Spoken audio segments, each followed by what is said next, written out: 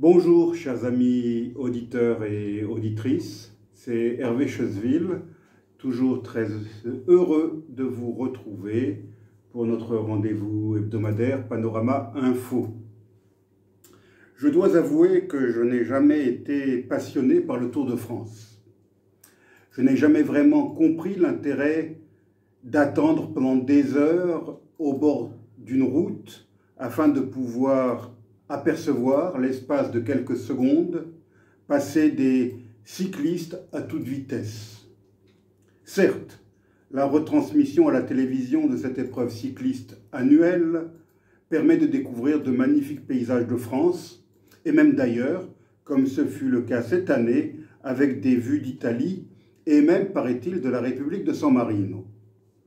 Cependant, comme beaucoup d'autres sports populaires, je trouve dérangeante l'omniprésence de la publicité, que ce soit pour une banque bien connue ou pour une société de charcuterie industrielle. Dans le cyclisme, comme dans le football, l'argent est malheureusement devenu roi.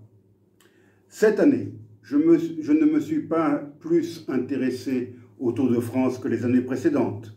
Cependant, un détail a attiré mon attention. Il s'agit de la magnifique performance d'un jeune cycliste africain, né en l'an 2000. Je veux parler de l'Érythréen Binyam Girmay Hailou. Je trouve remarquable qu'un jeune sportif originaire d'Afrique soit parvenu à briller dans cette compétition, généralement dominée par des cyclistes européens, voire états-uniens, mais jamais par des Africains subsahariens. Binyam Girmay est devenu le premier coureur noir africain à gagner une étape du Tour de France et, à l'heure où je vous parle, il en a déjà remporté 2 d'étapes.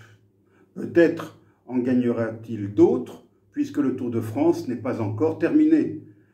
Ce jeune homme n'en est pas à son coup d'essai, puisque cela fait plusieurs années qu'il étonne par ses succès dans différentes épreuves cyclistes renommées. Girmay a découvert le cyclisme en suivant son cousin Meron Techome. En 2018, à 18 ans, il a rejoint le Centre mondial du cyclisme pour sa seconde année junior. En 2019, au sein de la sélection érythréenne, il a remporté au sprint la 3e étape de la tropicale Amissa Bongo, sa première victoire chez les professionnels. Il est ainsi devenu le premier coureur né dans les années 2000 à remporter une course professionnelle.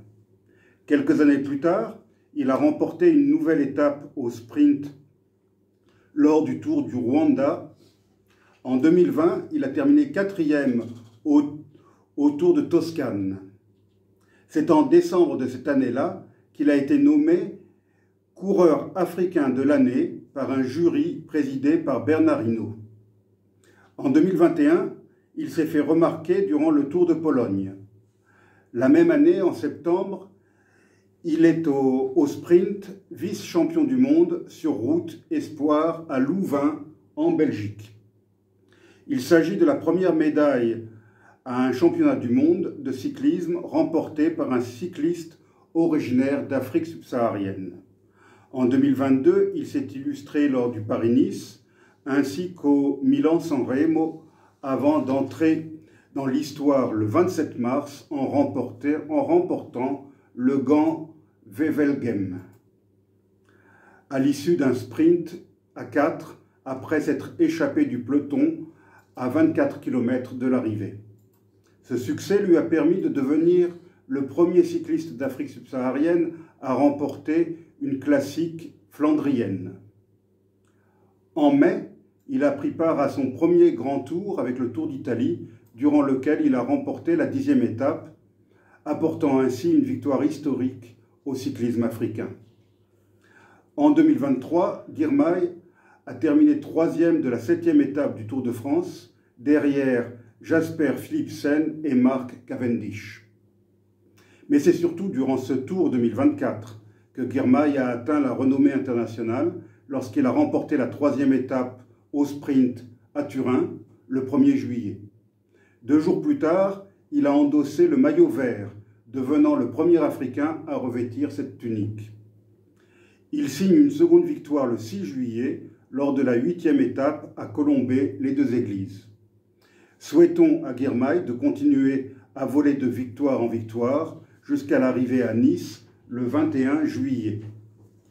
Si je suis heureux de vanter les mérites de ce jeune sportif africain, c'est surtout parce qu'il contribue à redorer un tant soit peu l'image de son pays, l'Érythrée, un pays très mal connu en Europe. L'opinion publique est horrifiée, à juste titre, par la tragédie qui se joue depuis des années entre les côtes siciliennes, libyennes et tunisiennes. On s'alarme avec raison du chaos régnant en Libye, qui ne fait que faciliter l'action des mafias se livrant au trafic d'êtres humains. Il est cependant nécessaire de s'intéresser aux sources de ce trafic, car c'est la situation qui prévaut dans certains pays qui provoque l'exode massif de leurs ressortissants vers les rives de la Méditerranée.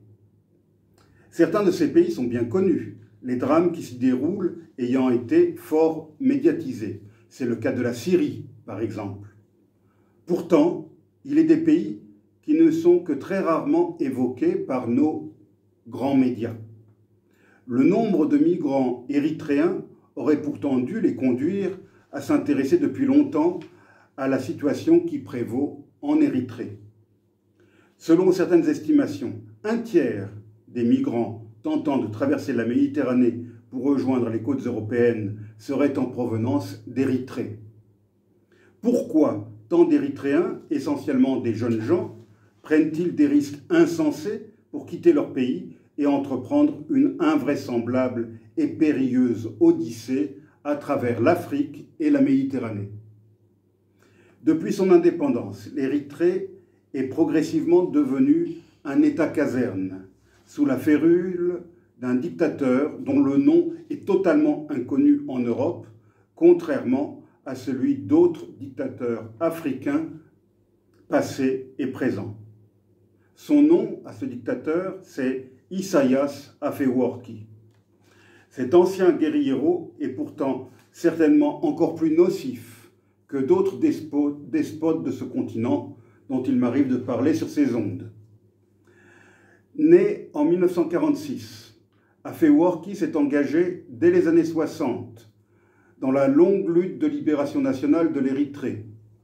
Ce pays de 117 600 km², dont on ignore le nombre exact d'habitants et bordant la mer Rouge, fut une colonie italienne de 1890 à 1941, année durant laquelle les forces alliées défirent l'armée du Duce et libérèrent l'Éthiopie, qui avait été envahie en 1935, tout en s'emparant des deux colonies italiennes voisines, l'Érythrée et la Somalia. Je dis Somalia pour la distinguer de l'autre Somalie, le Somaliland britannique à l'époque. C'est donc dans la Corne de l'Afrique que les rêves impériaux de Mussolini commencèrent à s'effondrer. L'ancienne colonie italienne d'Érythrée demeura sous administration britannique jusqu'en 1952, année durant laquelle l'ONU adopta une résolution fédérant le pays avec l'Éthiopie. En 1962, l'Éthiopie l'annexa purement et simplement. C'est cette annexion qui provoqua le début de la guerre d'indépendance, une guerre qui ne devait s'achever qu'en mai 1991 avec la victoire du mouvement indépendantiste, le Front populaire de libération de l'Érythrée, FPLE, mené par Isaias Afewerki. Mais cette guerre, qui dura près de 30 années, fut aussi une guerre interne entre rebelles érythréens. En 1962, c'était le FLE, Front de libération de l'Érythrée, qui avait lancé la lutte armée contre l'Éthiopie, depuis des bases arrières en territoire soudanais. Le jeune Isaias Afewerki en faisait partie et il en devint même un commandant de région. Mais en 1970, une faction de ce groupe armé, rebelle, provoqua une scission en créant un autre mouvement, le FPLE, ou Front populaire de libération de l'Érythrée. C'est Isaias Afewerki qui en prit la tête. Ces deux fronts de libération rivaux étaient tous deux d'obédience marxiste, mais cela ne les a pas empêchés de se combattre et même de s'entretuer, tout en poursuivant le combat contre l'armée éthiopienne. Cette longue guerre de libération contribua à la chute du régime militaro-marxiste qui avait pris le pouvoir à Addis Abeba en 1974 et déposé le vieil empereur Haïlé Sélassié avant d'imposer une terrible terreur sous la dictature du général Mengistu Haïlé Mariam. Ce régime s'écroula sous les coups de divers mouvements rebelles issus des différentes régions d'Éthiopie.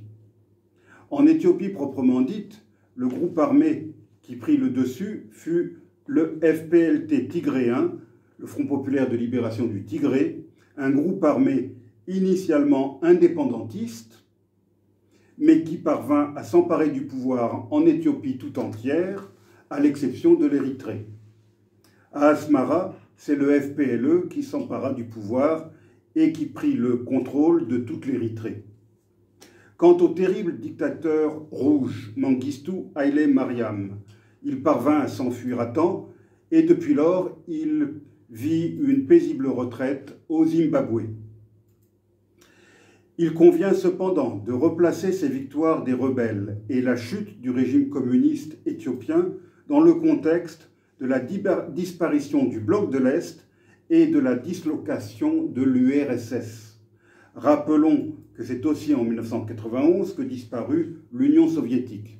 Or, le régime militaro-marxiste de Mengistu Haïlé Mariam était très proche de Moscou.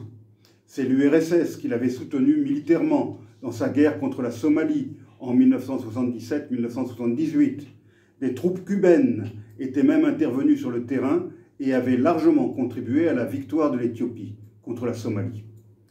En 1986, le régime communiste d'Éthiopie avait même tenté, un peu tard, il faut l'avouer, d'entrer au Comecon, l'Union économique des pays de l'Est. La victoire du FPLE en Érythrée en 1991 a donc permis au pays d'accéder à l'indépendance en 1993, après la tenue d'un référendum durant lequel les Érythréens se prononcèrent à 99,8% en faveur de l'indépendance. C'est cette indépendance de l'Érythrée qui priva l'Éthiopie d'accès à la mer, ce qui ne fut pas sans conséquences graves pour cet immense pays. Mais l'indépendance de l'Érythrée, arrachée de haute lutte, ne doit pas effacer le fait que l'histoire de l'Érythrée est intimement liée à la longue histoire de l'Éthiopie, l'ancienne Abyssinie, dont l'Italie était brièvement parvenue à la détacher. Dès le 1er siècle avant Jésus-Christ, l'Érythrée actuelle faisait partie de l'empire aksoumite avant d'être intégrée à l'empire abyssin en l'an 990. Les deux pays partagent donc une même histoire, une même culture et pour une grande partie de leur population, une même religion copte. Le nom du pays, Érythrée, vient du grec ancien Erythraia, signifiant rouge, et latinisé en Erythrea. Ce terme désignait à l'origine toutes les côtes de la mer Rouge, mais il sera donné à l'actuel territoire en 1890 par le roi Humbert Ier, ou Umberto Ier, d'Italie, juste après en avoir fait une colonie italienne. Le pays a des frontières terrestres avec Djibouti au sud-est, l'Éthiopie au sud et le Soudan à l'ouest, auxquelles s'ajoutent des frontières maritimes avec l'Arabie saoudite et le Yémen, deux pays se trouvant juste en face, de l'autre côté de la mer Rouge. La capitale, Asmara, est une ville située à l'intérieur des terres, sur un haut plateau, dont le centre conserve de beaux exemples d'architecture coloniale italienne.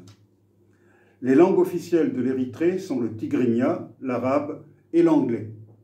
Le tigrinya est une langue qui est également parlée au Tigré, une province éthiopienne située juste de l'autre côté de la frontière et très proche culturellement de l'Érythrée. En fait, le Tigré historique s'étend à la fois sur l'Éthiopie et sur l'Érythrée. Mais revenons maintenant à la carrière d'Isaias Afewerki, le dictateur érythréen. Depuis 33 ans, Afewerki a imposé un pouvoir personnel implacable à son petit pays en jouant sur un nationalisme exacerbé, voire xénophobe, et sur la haine de l'Éthiopie. Il n'a pas hésité à mener une guerre de frontières contre son puissant voisin de 1998 à 2000. Ce conflit oublié fit au moins 100 000 morts.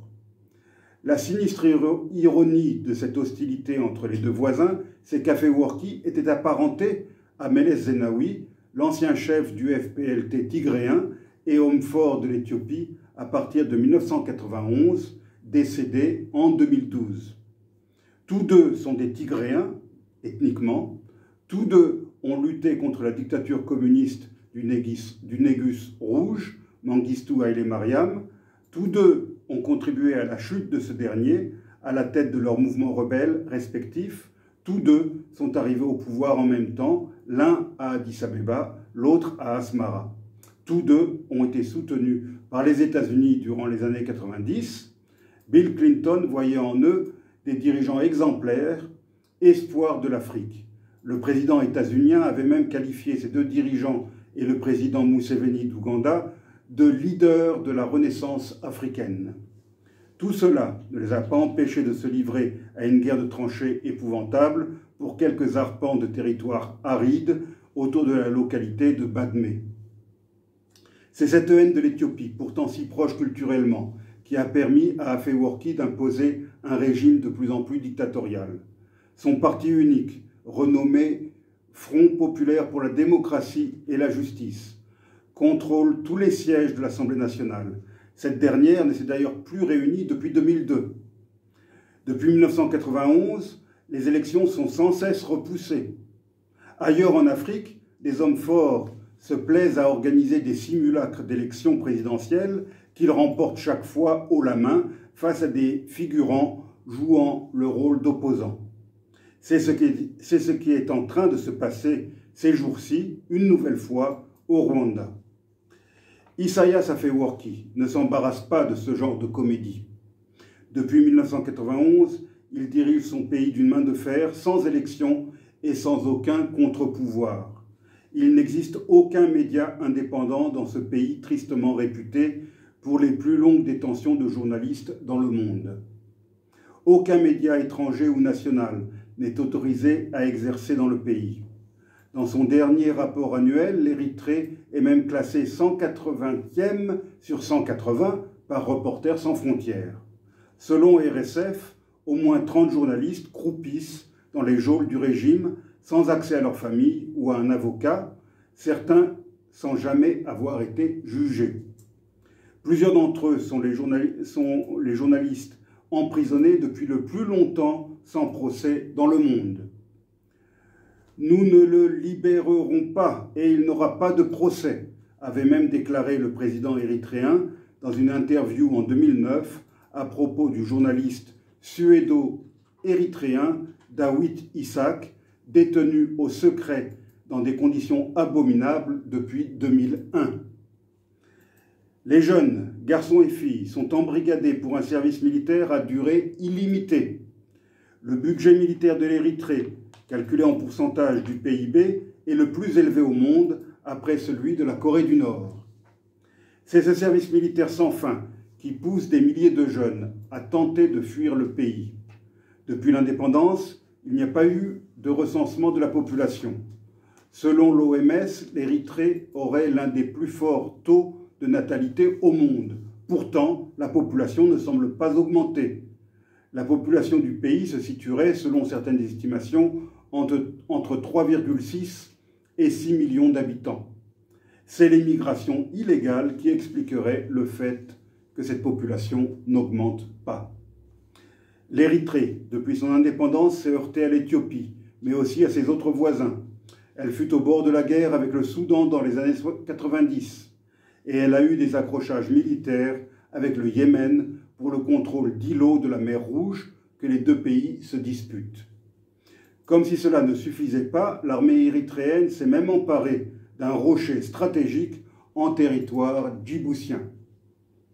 Par haine de l'Éthiopie, le président érythréen n'a pas hésité, dans un passé récent, à souffler sur les braises du conflit somalien en apportant son soutien au Shebab, le groupe armé islamiste qui contrôle une grande partie du pays. Or, le gouvernement éthiopien est intervenu militairement en Somalie pour y soutenir le gouvernement de transition dans sa lutte contre ces mêmes Shebab qui sont liés à la nébuleuse d'Al-Qaïda. Afewerki n'est pourtant pas musulman. Du temps où il était chef guérillero, il était même plutôt marxisant. Nul ne peut l'accuser d'être un allié d'Al-Qaïda. Cependant, aveuglé par sa haine du grand voisin éthiopien, convaincu que les ennemis de ses ennemis ne peuvent être que des amis, et surtout désireux de demeurer encore longtemps au pouvoir, le dictateur érythréen a joué le jeu des fondamentalistes musulmans. Un jeu dangereux. En soutenant les Shebab, Afewerki a contribué à perpétuer le chaos prévalant depuis tant d'années en Somalie. Il est donc indirectement responsable de l'afflux de réfugiés somaliens en Libye, qui cherchent à embarquer pour l'Europe. Ces derniers, tout comme les Érythréens, forment une forte proportion de ces migrants qui tentent de s'embarquer vers les côtes européennes et qui périssent chaque jour en mer. Lorsque la province éthiopienne du Tigré s'est soulevée contre le pouvoir du Premier ministre Abiy Ahmed en 2022, l'armée érythréenne a traversé la frontière pour aider Addis Abeba à reprendre le contrôle de ce territoire rebelle.